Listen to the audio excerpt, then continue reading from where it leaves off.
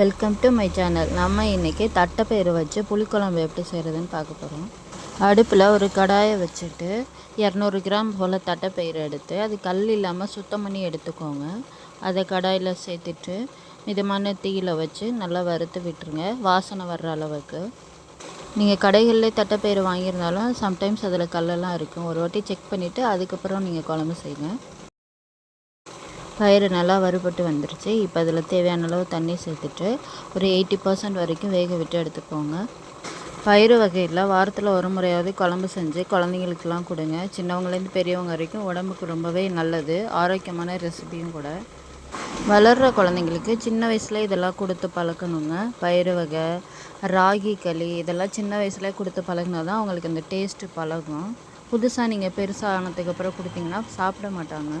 இப்போ உள்ள ஜென்ரேஷன் குழந்தைங்களுக்குலாம் சின்ன வயசில் இதெல்லாம் கொடுத்து பழக்கிடுங்க.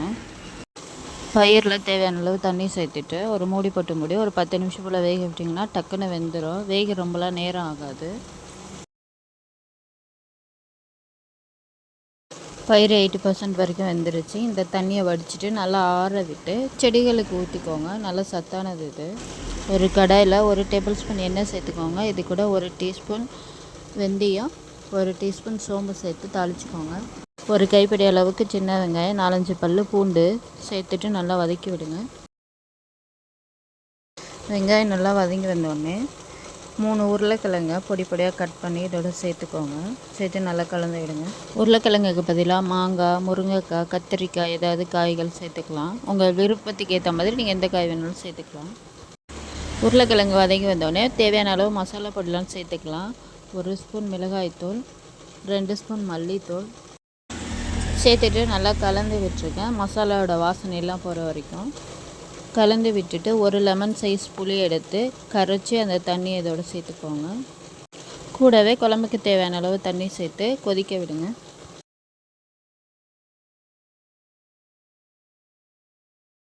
குழம்பு கொதிச்சதுக்கப்புறம் நம்ம வேக வச்சு எடுத்து வச்சுருக்க தட்டைப்பயிரை இதோட சேர்த்துக்கணும்.